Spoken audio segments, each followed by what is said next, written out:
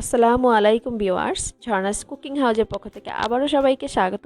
আজ আমি ঝটপট এমন একটি রেসিপি নিয়ে এসেছি।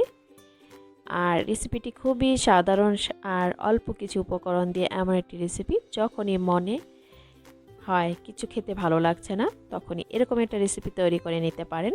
আর তার আগে বলছি, আমার চ্যানেলটি যদি এখনও সাবস্ক্রাইব করে না থাকুন, এক্ষুনি করে ফেলুন আমার পরবর্তী রেসিপি দেখার জন্য। চলুন দেখা যাক। এখানে আমি নিয়েছি 100 গ্রামের মতো কাঁচামরিচ বা গ্রিন চিলি, আর নিয়েছি 2 টেবিল চামচের মতো পেঁয়াজ কুচি, আর নিয়েছি ধনিয়া গুঁড়া, জিরা গুঁড়া, লবণ, আর নিয়েছি মরিচ গুঁড়া, হলুদ গুঁড়া, আর একটি ডিম। আর এখন যে কাজটি আমি করব সেটি হচ্ছে, আমি একটা নাইফ বা ছুরি দিয়ে কাঁচামরিচ মাঝখানটা আমি একটু ফেড়ে নেব, দেখুন। আর এই কাজটি আপনারা অবশ্যই হাতে হ্যান্ড গ্লাভস লাগিয়ে নেবেন, যেহেতু কাঁচামরিচ, আর এই কাঁচামরিচটা খুবই টসটসে আর ঝাল। আর কাঁচামরিচ বেশি পরিমাণে একটু নাড়াচাড়া করলে হাতটা জ্বলে অনেকেরই, আমার তো অবশ্যই জ্বলতেছে এখনই।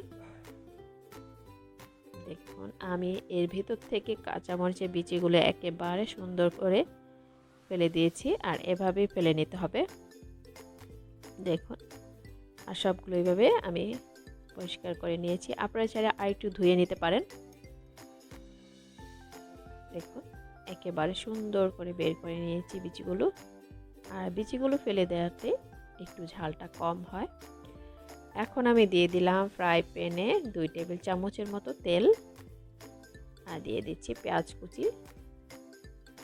পেঁয়াজটা একটু ভালো করে ভেজে নেব, যাতে কাঁচা গন্ধটা না থাকে। দেখুন, পেঁয়াজটা ভেজে নিচ্ছি, আর দিয়ে দিচ্ছি মশলাগুলো। দিয়ে দিলাম হলুদ গুঁড়া, মরিচ গুঁড়া, আর একটু মিক্সড করে নিলাম। আর দিয়ে দিচ্ছি ধনে গুঁড়া, জিরা গুঁড়া, আর লবণ। দেখুন, এখন এই মশলাটা কষানোর জন্য আমি এখানে একটু পানি অ্যাড করে দিচ্ছি। সামান্য একটু পানি অ্যাড করলাম, যাতে মশলাটা একটু কষানো হয়। দেখুন, আর ভালো করে নেড়ে দিচ্ছি। আমার মশলাটা কষানো হয়ে গেছে। এখন যে মরিচটা আমি পরিষ্কার করে নিয়েছি, বা কাঁচামরিচটা বিচি ছাড়িয়ে নিয়েছি, সেটা আমি দিয়ে দিলাম এখানে। দেখুন, আর ভালো করে মিক্সড করে নিচ্ছি। একটু ভালো করে মশলার সাথে মিক্সড করে নিতে হবে। আর চুলার আঁচটা মিডিয়াম রেখে এই রান্নাটা করতে হবে। এখানে কাঁচামরিচটা একটু সেদ্ধ হওয়ার জন্য আমি সামান্য একটু পানি অ্যাড করে দেব, যাতে কাঁচামরিচটা একটু সেদ্ধ বা নরম হয়। দেখুন, সামান্য একটু পানি অ্যাড করে দিলাম, হাফ কাপের মতো। আবার একটু ভালো করে মিক্সড করে নিচ্ছি। আর এটা আমি 10 সেকেন্ডের মতো বা আধা মিনিটের মতো ঢেকে দিচ্ছি, একটু সেদ্ধ হওয়ার জন্য কাঁচামরিচটা। আর বেশিক্ষণ এটা ঢেকে রাখবো না, কাঁচামরিচের সবুজ কালারটা নষ্ট হয়ে যেতে পারে। দেখুন, আমার ঝোলটা শুকিয়ে গিয়েছে, বা পানিটা। এখন আমি ভালো করে একটু ভাজা ভাজা করে নেব, এটা একেবারে শুকিয়ে নেব। এটা ভালো করে নেড়ে চেড়ে আমি একদম ভাজা ভাজা করে নিচ্ছি। আর এই কাঁচামরিচের সবুজ কালারটা কিন্তু নষ্ট হয়নি। যদি অনেকক্ষণ ধরে ঢাকনাটা লাগিয়ে রাখেন, তাহলে দেখা যেত একটা ফ্যাকাশে কালার চলে আসছে। আর এখন যে জিনিসটা অ্যাড করব সেটি হচ্ছে একটি ডিম। ডিমটাকে ভালো করে আমি ফেটিয়ে নিচ্ছি, একটু ভালো করে ফেটিয়ে নিতে হবে। আর এই কাঁচামরিচগুলোর মাঝখানে আমি এই ডিমটা দিয়ে দেব, মাঝখানে দিয়ে দিচ্ছি, যেন ডিমটা তাড়াতাড়ি একটু সেদ্ধ হয় বা হয়ে যায়।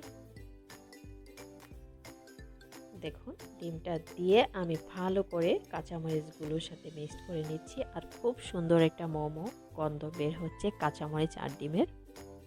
ইচ্ছে করছে এখনই খেয়ে ফেলি। দেখুন, আর এই ডিমটা একেবারে চামচ বা যেটা দিয়ে নাড়ছেন সেটা দিয়ে একদম ভেঙে ছোট ছোট করে ফেলতে হবে। দেখুন আমি এটাকে একেবারে ভাজা ভাজা করে নিচ্ছি, একেবারে ভাজা ভাজা করে নেবেন। দেখুন, আর এখানে আর কোনো কাঁচামরিচ অ্যাড করা লাগবে না, আপনারা চাইলে ধনেপাতা কুচি অ্যাড করে নিতে পারেন।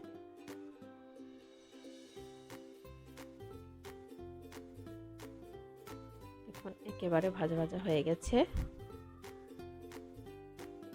আর এটা ভাজা ভাজা করেই আমি তুলে নেব, যেহেতু কাঁচামরিচ ভাজি। এটা প্লেটে তুলে নিচ্ছি। দেখুন খুব সুন্দর করে আমি একটা প্লেটে সার্ভ করে নিলাম। এখন খাবারের পালা। আর দেখতে কতটা সুন্দর লাগছে, আর খেতে তো অবশ্যই ভালো লাগবে।